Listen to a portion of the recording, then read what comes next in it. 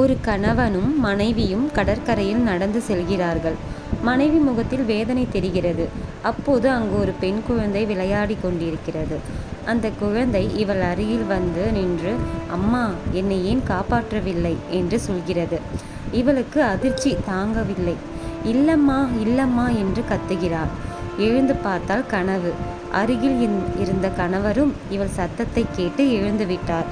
என்னாச்சு, மறுபடியும் கனவா என்று கேட்டுவிட்டு அவளுக்கு தண்ணீர் கொடுத்தார். பக்கத்தில் படுத்திருந்த மகனும் எழுந்து விட்டான். அம்மா, என்ன ஆச்சுமா, அக்கா ஞாபகம் வந்துருச்சா என்று கேட்டான். கவலைப்படாதம்மா, அக்கா நம்ம கூட தான் இருப்பாங்க என்று அம்மாவுக்கு ஆறுதல் சொன்னான். காலை விடிந்தவுடன் கணவர் வேலைக்கு சென்று விட்டார். இவளுக்கு மீண்டும் மகள் ஞாபகம் வரவே அழுது கொண்டிருந்தாள். அப்போது அங்கே அந்த வீட்டில் வேலை செய்யும் பெண் அவள் அருகில் வந்தாள். அம்மா என்று அவளை அழைத்தாள். அவளோ கண்களை துடைத்துவிட்டு அவளை பார்த்து, என்னம்மா என்று கேட்டாள். அம்மா, உங்கள் மனசில் நிறைய கஷ்டம் இருக்குன்னு நினைக்கிறேன். அதை யாரிடமாவது சொன்னால் உங்கள் மனசு கொஞ்சம் சரியாகுமா? என்னிடம் சொல்லுங்கள், உங்கள் சகோதரியாக நினைத்து. அதை கேட்ட சாராவோ மலமளவென அழுது கொண்டே என்ன நடந்தது என்று சொல்ல ஆரம்பித்தாள். அன்று நான் தான் காரை ஓட்டினேன். நான், என் பெரிய மகள் ஜோவிகா, மகன் தேவ் 3 பேரும் சந்தோஷமாக பேசி கொண்டு போனோம். அப்போது விபத்து நடந்துவிட்டது. எதிர்பாராமல் எங்கள் கார் ஆற்றில் விழுந்து விட்டது. காரில் முதல் இருக்கையில் நானும் என் மகனும் அமர்ந்திருந்தோம். பின்னாடி என் மகள் இருந்தாள். அதிலிருந்து தப்பிக்க முயற்சி செய்தோம். நானும் என் மகனும் கார் கதவை திறந்து விட்டோம். ஆனால் பின்னாடி அமர்ந்திருந்த என் மகள் கால் மாட்டிக்கொண்டது. நானும் எவ்வளவோ முயற்சி செய்தேன். அவள் காலை எடுக்க முடியவில்லை. மகனுக்கோ மூச்சு விட முடியவில்லை. என்னாலும் மூச்சு விட முடியவில்லை. நான் மகனை தூக்கி கொண்டு மேலே விட்டு வந்து மகளை காப்பாற்றுவோம் என்று நினைத்தேன். அவனை தூக்கி கொண்டு போகையில் என் மகள் அம்மா, அம்மா என்று கத்தினாள். மிகவும் கனத்த இதயத்துடன் மேலே சென்றேன்.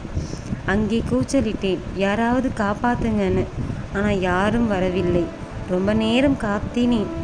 அப்போதுதான் அருகில் இருந்தவர்கள் வந்தார்கள். என்னையும் என் மகனையும் காப்பாற்றினார்கள். நான் அவர்களிடம் சொன்னேன், என் மகள் உள்ளே காருக்குள்ளே மாட்டிக்கொண்டாள். தயவு செஞ்சு அவளையும் காப்பாற்றி தாருங்கள் என்று சொன்னேன். ஒரு 4 பேர் ஆற்றில் குதித்தனர். நீண்ட நேரம் கழித்து என் மகளை மேலே கொண்டு வந்தனர். நான் அவளை வாங்கி ஜோவி ஜோவி என்று கத்தினேன். ஆனால் அவள் கண் விழிக்கவில்லை. அவசரமாக மருத்துவமனைக்கு கொண்டு சென்றோம். ஆனால் மருத்துவரோ அவள் ஏற்கனவே இறந்துவிட்டாள் என்று சொன்னார்கள். ஐயோ என்று கத்தி என் மகளை நானே கொன்று விட்டேனே என்று கதறினேன். என் மகளை இன்னும் கொஞ்சம் போராடி காப்பாற்றிருக்கலாமே என்று கத்தினேன். என்ன செய்வது? அப்போது என்னால் முடியலை. என் மகன் மயக்க நிலைக்கு போயிட்டான். என்னாலும் மூச்சு விட முடியலை. கடைசியாக அவள் என்னை பார்த்து அம்மா, அம்மா கத்திய நினைவு என்னை விட்டு போகவில்லை என்று சாரா மனதில் இருந்ததை வேலைக்காரியிடம் சொல்லி அழுதாள். என் மகள் இறப்பிற்கு நானே காரணமாகிவிட்டேன். அந்த நேரத்தில் என் மகள் என்ன நினைத்திருப்பாள்? அம்மா நம்மளை காப்பாற்றாமல் போய்விட்டாரே என்று நினைத்து தவிச்சிருப்பாளே. அம்மா திரும்பவும் வருவாங்க என்று எதிர்பார்த்திருப்பாளே. அதை நினைத்து நினைத்து என்னால் முடியவில்லை என்று கதறினாள். அந்த வேலைக்காரியோ, அம்மா அழாதீங்க, நீங்கள் என்ன பண்ணுவீங்க அந்த சூழ்நிலையில்? இதுக்கு ஒரே தேர்வு தான் இருக்கு. என்ன என்று சாரா கேட்டாள். உங்கள் பொண்ணுக்கிட்ட நீங்கள் பேசணும். அவள் அதிர்ச்சியில் எழுந்து நின்று, என்ன சொல்கிற? என் பொண்ணுக்கிட்ட பேசணுமா? அவ தான் இல்லையே, இறந்துட்டாளே என்று சாரா சொன்னாள். அதற்கு அவளோ, இல்லைம்மா, உங்கள் பொண்ணு ஆத்மா கிட்ட பேசலாம்னு சொன்னாள். இதை கேட்ட சாரா, என்ன சொல்கிற? என் பொண்ணுக்கிட்ட பேசலாமா என்று ஆர்வமாக கேட்டாள். பேசலாமா? எனக்கு தெரிந்த நபர் ஒருவர் இருக்கிறார். அவர் இது மாதிரி விஷயமெல்லாம் பண்ணுறாருமா. சாரா உடனே அவர்கிட்ட என்னை கூட்டிட்டு போ என்று சொன்னாள். உங்கள் மகள் போட்ட துணி, அவள் பயன்படுத்திய பொருள் எடுத்துட்டு வாங்கம்மா என்று சொன்னாள். சரி என்று 2 பேரும் அவரை பார்ப்பதற்கு சென்றார்கள். அது ஒரு வீடு. வீட்டுக்குள் போனார்கள். அந்த நபர் முன் அமர்ந்தாங்க. அந்த நபரோ, என்ன சொல்லுங்க என்றார். அந்த வேலைக்காரியோ இவங்க பொண்ணு ஒரு விபத்தில் இறந்துட்டாங்க, அவங்க பொண்ணுக்கிட்ட பேசணும் அப்படின்னு சொன்னான்.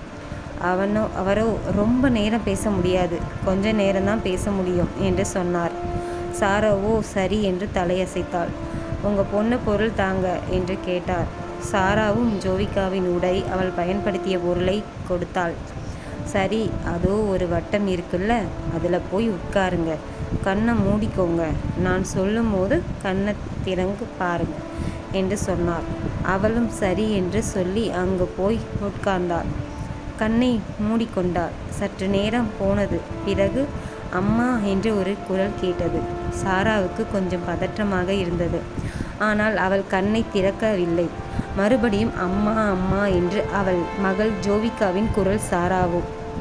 சாராவோ கண்களை திறக்க முடியாமல் தவித்தாள். அந்த நபரோ கண்ணை திறமா என்று சொன்ன உடனே சாரா திறந்து பார்த்தாள். அவள் முன் ஜோவிகா நின்று கொண்டிருந்தாள். அவளை பார்த்ததும் இவளால் அழுகையை கட்டுப்படுத்த முடியவில்லை. அவளோ, அம்மா, இது என்ன இடம், நீங்க இங்கே என்ன பண்றீங்க? அவளோ, உன்னை பார்க்கத்தான் வந்தேன்மா என்று சொன்னாள். அம்மா, ஏம்மா என்னை விட்டு போனீங்க? நீங்கள் வருவீங்கன்னு நான் எதிர்பார்த்து கொண்டிருந்தேம்மா. ஒரு கட்டத்துக்கு மேலே என்னால் முடியலம்மா. நிறைய தண்ணீர் குடித்து விட்டேம்மா. அப்புறம் என்ன ஆச்சுன்னே தெரியலம்மா என்று அவள் சொல்ல சாராவுக்கு அழுகை தாங்க முடியலை. இல்லை தங்கமே, அம்மா எவ்வளவோ போராடினேன், ஆனால் அம்மாவால் முடியலை. உன் தம்பி மயக்க நிலைக்கு போயிட்டான், என்னால் போராட முடியல. மேலே போய் யாரையாவது உதவிக்கு கூப்பிடலான்னு தான் போனேன், என்னை மன்னிச்சிடுமா என்று கதறி மகள் ஜோவிகா காலில் விழுந்து அழுதாள். அம்மா, பரவாயில்லம்மா, நீங்கள் என்ன பண்ணுவீங்க, நீங்கள் எவ்வளவு போராடினீங்கன்னு எனக்கு தெரியுமா. தம்பியும் நீங்களும் மேலே போனது எனக்கு கோபம் இல்லைம்மா.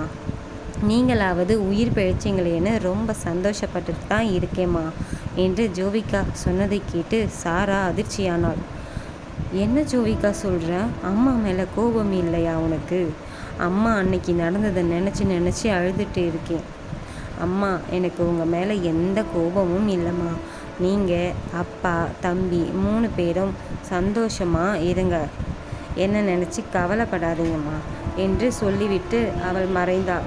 அவளை காணவில்லை என்று சாராவோ ஜோவி ஜோவி என்று கத்தினாள். அந்த நபரோ, நான் தான் சொன்னேனே, கொஞ்ச நேரம்தான் பேச முடியும் என்று சொன்னார். இங்கே பாருமா, உங்கள் பொண்ணு சொன்ன மாதிரி அந்த நினச்சி கவலைப்படாதீங்க, வீட்டுக்கு போய் சந்தோஷமாக இருங்க என்று சொன்னார். சாராவோ அவரை பார்த்து கையெடுத்து கும்பிட்டு, ரொம்ப நன்றி ஐயா, நீங்கள் இல்லைன்னா என் பொண்ணுக்கிட்ட நான் பேசியிருக்க முடியாது, ரொம்ப நன்றி என்று தெரிவித்து விட்டு போனாள். இந்த கதை உங்களுக்கு பிடித்திருந்தால் நம்ம சேனலுக்கு ஆதரவு கொடுங்க. மீண்டும் ஒரு நல்ல கதையில் சந்திப்போம். நன்றி.